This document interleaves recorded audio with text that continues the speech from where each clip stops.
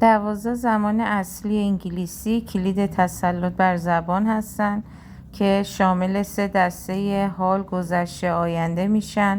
هر کدوم 4 قسمت دارن: ساده، استمراری، کامل و کامل استمراری. زمان حال ساده مربوط به زمانی هستش که شما کارها رو به صورت تکرار و عادت انجام میدین، یعنی هر روز، هر هفته، هر ماه، هر سال اون اتفاق میفته. حال استمراری یعنی شما همکنون در حال انجام هستین، نقطه آغاز و پایان داره و ادامه نداره.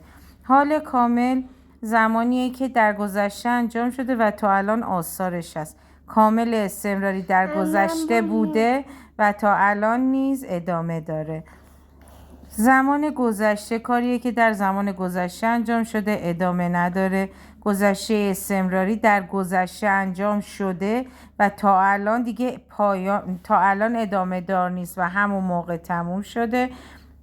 گذشته کامل خیلی دوره، گذشته کامل استمراری خیلی دور بوده و انجام می شده. آینده در آینده میخواد این اتفاق بیفته، هنوز انجام نشده.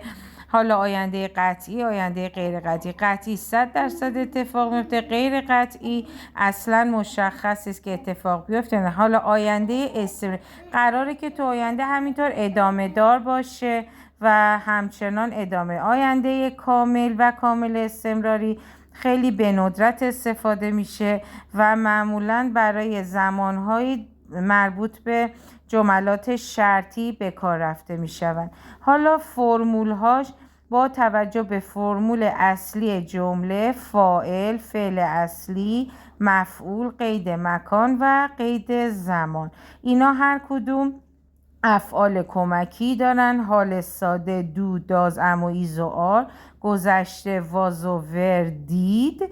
و آینده ویل یا to be going to که با همین افعال کمکی سوالی میشن، با همین افعال کمکی منفی میشن و با قید زمانهایی که هر دسته‌ای داره میتونیم این جملات رو بیان کنیم.